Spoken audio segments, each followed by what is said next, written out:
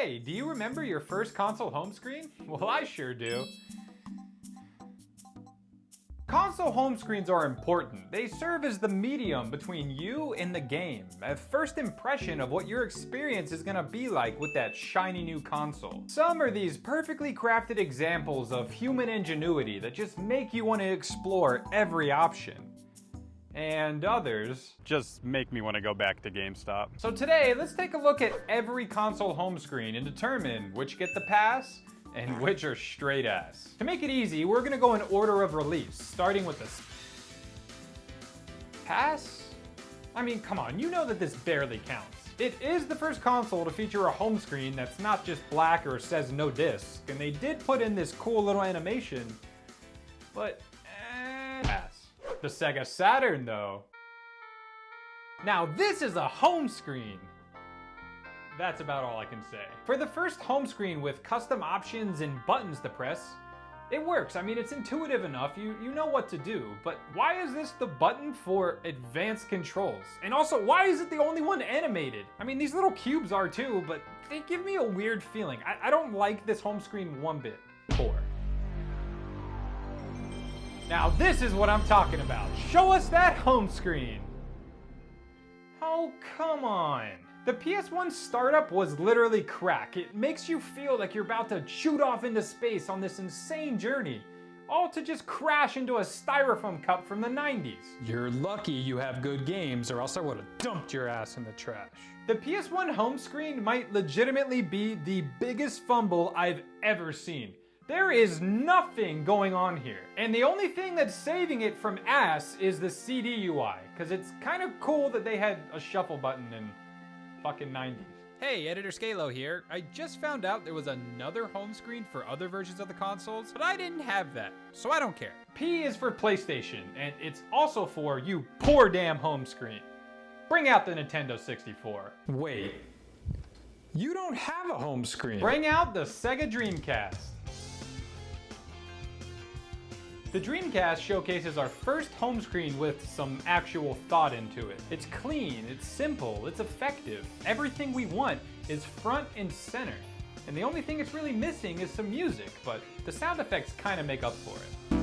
Oh, that's a good ass sound. Either way, it's not quite an experience. It's more straight to the point, but actually lands on target. Polished. What the hell is happening? What is with you, Sony? You start out so strong, and now it's your second chance, and this is what we get? Two boring ass lines of text and this squiggly thing that's trying to do something, but all it's doing is pissing me off. This is all your fault. The system configuration is all that matters, and this is some Silent Hill shit. It actually used to freak me out as a kid. It's just so off-putting. Why are some of the save files animated and others aren't? Why is Rayman T-posing and then Crash is just decapitated? Stewie is a JPEG and then Kingdom Hearts down here is a 3D box. What is going on? Apparently, the size of your save file determines how large these icons are, but I can't. Sony, you better get your shit together before 2006. Poor ass company.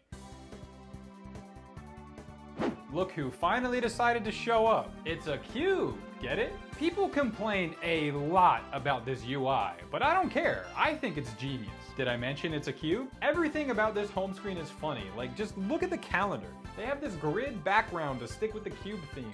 The date and time are also these little cubes that don't even fall onto the grid properly. Having this translucent cube in the middle of the screen is funny. I don't care what you say. And at least the save file screen is clean and uniform. It's a nice touch that you can just swap back and forth between the memory cards, but it does annoy me once again that some of these are animated and some aren't. Because it's funny, it gets a cube. I mean pass. Oh, Microsoft, what are you cooking up for us, baby? Come on, this is what I've been waiting for. The original Xbox home screen was an experience. Everything here looks like Mountain Dew, and that kicks ass. The way everything is just interconnected with these futuristic wires and grungy sound effects make you think that you're actually inside of the console. And navigating from menu to menu has these animations that just pull you deeper into the machine. This is how you do a home screen. I don't need to say anything else. Perfect.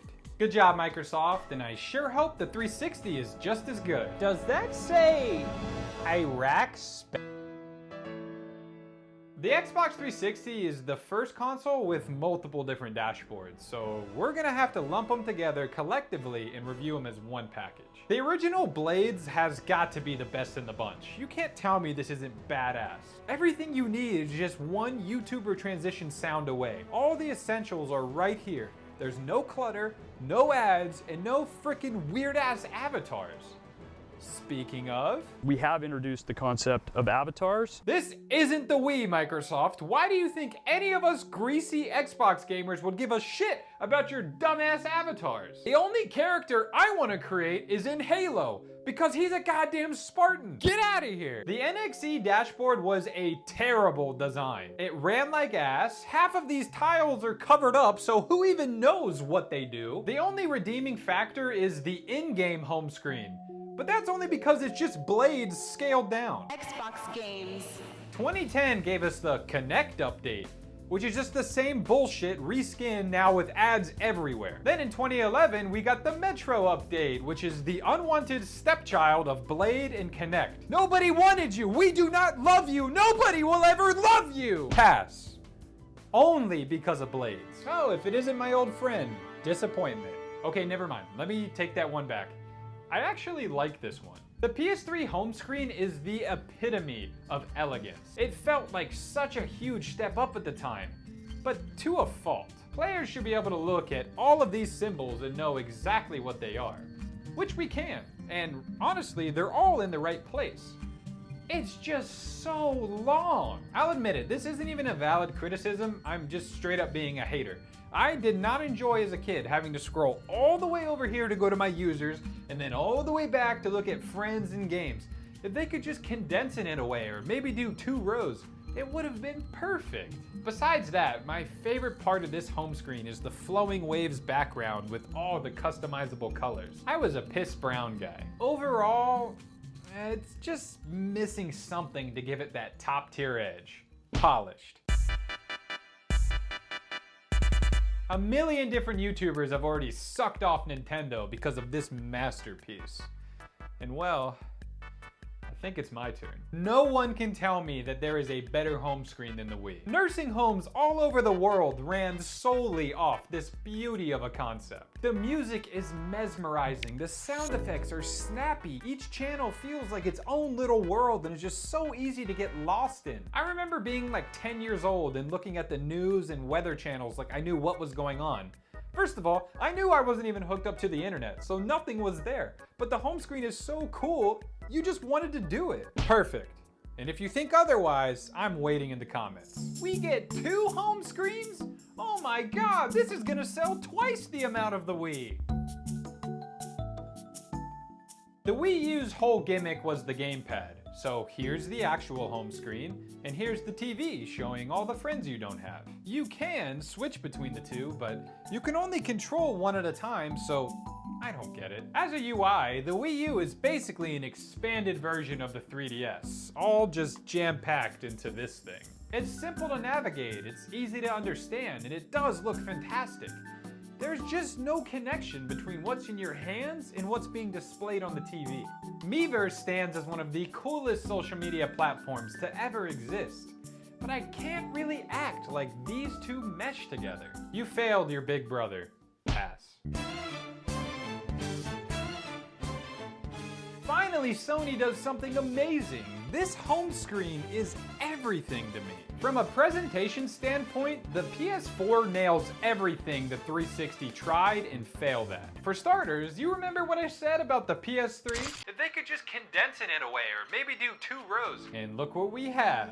2 rows. I love this design. We get all the important games and apps large and up front. Then everything else that supplements them is smaller and up top, out of the way. Besides the what's new button that never gets out of the fucking way. Things seem to be organized in a left to right manner of importance and relevance to your personal experience. You can practically meditate to this music, and the little sound effects just flow over the soundtrack and make this a complete home screen experience. Oh, and did I mention that there's barely any ads? Good job, Sony. Perfection. Xbox is about to become the next water cooler. I don't even know where to start with the Xbox One. There is a million things on the screen and they all just blend into one god-awful mess. You have customizable options, but let's just think about that. How about it comes shipped with a good home screen instead of looking like Microsoft just threw up tiles everywhere? Look at this, Mega Friends. Friends tab up top. Oh wait, there's an extra Friends panel over here. There's ads everywhere. The dedicated Friends page, which is arguably the most important thing in modern gaming, looks completely separate from the design of the home screen. It's just terrible. Xbox, go home. Here's the section I like to call speed rating every Xbox One home screen. 2015, ass. 2017, ass. 2017 version 2, ass. 2018, pass. Overall, ass.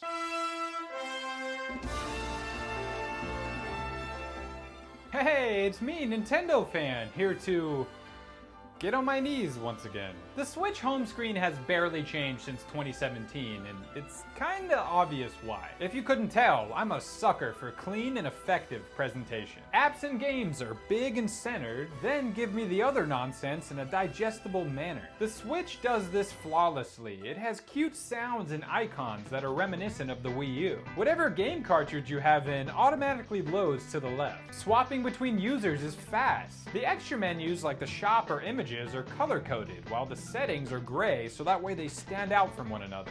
It's perfect. My only gripe is that you have to go to settings to create a me. That's fucked up. Perfect. We see a future where you're instantly absorbed in your games, where worlds are even more like. It's been 4 long years and I still don't know the difference between the Xbox S and the S. Nor do I really give a shit because they have the same home screen. And being that the launch dashboard is the same as the last Xbox One home screen, it's a pass. There's no clutter, no corporate nonsense Microsoft just loves. It's an enjoyable experience. The current update is much more streamlined. Yes, you do get a lot more of your background, but it's formulated in a way to get your necessities at the forefront. The customizable options help, but in its base state, this is miles better than this. Polished.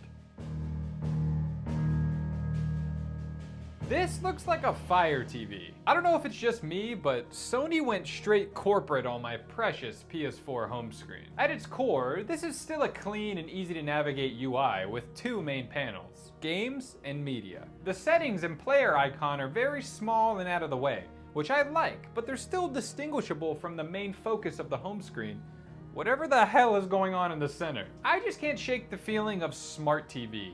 I know that these new consoles pretty much are one, but the games tab only shows me like 1 or 2 of my games and the rest are hidden in the library. On the other hand, look at the media tab and how it's displayed. I didn't pay $900 on eBay for a scalped PS5 just so I can watch Peacock.